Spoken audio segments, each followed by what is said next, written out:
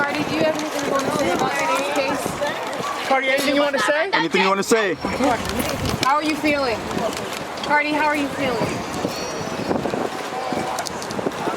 Cardi, how are you feeling about that? Are you relieved?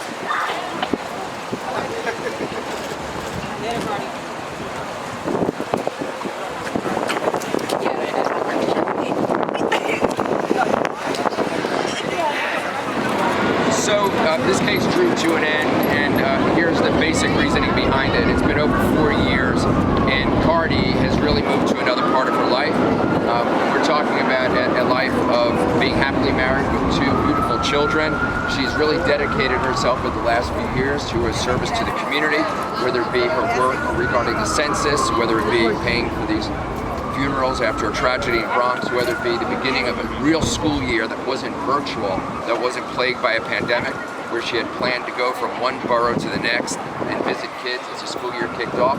There are too many things that she has planned for her family, for her career, and for the community, and she just felt, quite honestly, that a 3-week jury trial was going to be a distraction from the things that she felt were most important. And so hence we made contact with the prosecution. We had extensive conversation, and you saw the outcome of that today, which is a mere conditional discharge of 2 misdemeanors as soon as she does this community service, which will obviously be consistent with the community service she does anyway. That will be the end. There'll be no probation, there'll be no other sentence, and she'll be able to move on. How do you feel about the deal that was reached? Feel very good about it, and most importantly, our client feels very good about it. She feels good about it because she's really ready to move on to the things that I talked about. This could have been much more serious.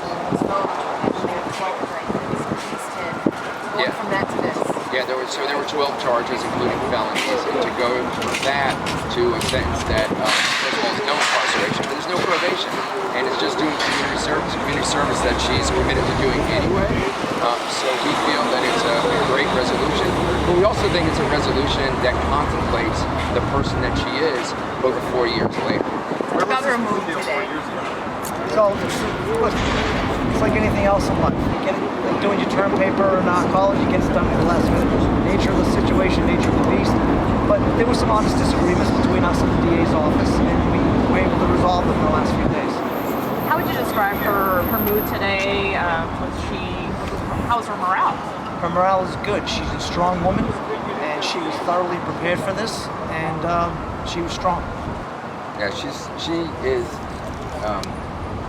listen, if there's one frustrating thing about representing Cardi is that most people look at her 2-dimensionally. They don't understand the 3 dimensions that we know of who she is. She is a brilliant, powerful woman. She's a woman that is on top of news events as much as my friend here with the New York Times. She's a woman that can talk to you about Victorian British history. She's a woman that can talk to you about French history. She has opinions about World War II. She has opinions about the Holocaust. She is sensitive to history. She's just a brilliant, sensitive, concerned person. And that's why this case came to the end that it did, because it took the focus off the things that this Cardi B, 4 years later, was most concerned about. You know, she was in the Bronx. Any idea where she would be considering these 15 days of community service? We're going to work with the community service folks in the DA's office. We've already started talking to them. And the idea is she's going to do something that plays to her strengths in terms of reaching people, particularly young people, positive messages about education, about staying on track, how to escape marginalization, things like that. So we've already talked to them, and we'll work with them and something along those lines. Does it have to be in Queens County, or could it be somewhere else? It's going to be in Queens County, and that's fair. All right. Yeah. Do you guys ever think that prosecutors here were just dragging this out, or just to kind of make an example out of her? No, look, I mean, listen, we all had COVID, right? As you all know from covering the courts, cases like this are usually resolved right away.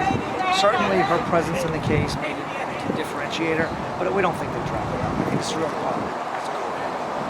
This case is no different than cases all over the country. So we cannot throw any shade at these prosecutors for it taking over 4 years. Zero. This is happening in Los Angeles, Houston, Atlanta, Buffalo, Chicago, all over the country. It just happens to be that everybody's laser focus on this because it involves one of the world's biggest superstars. No, I take that back. The world's biggest superstar. Okay? And so, but it's happening everywhere.